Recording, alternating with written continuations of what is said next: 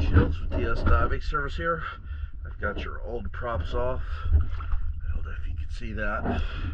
There's hit ground or what, but there's ripples all over the edge of the props that were here.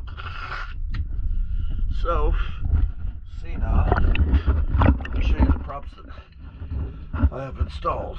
I've got them backed up right to where these ones were. We marked it with a grease pen, and I got them installed, tightened up, and cotter pins in. Let's take a look.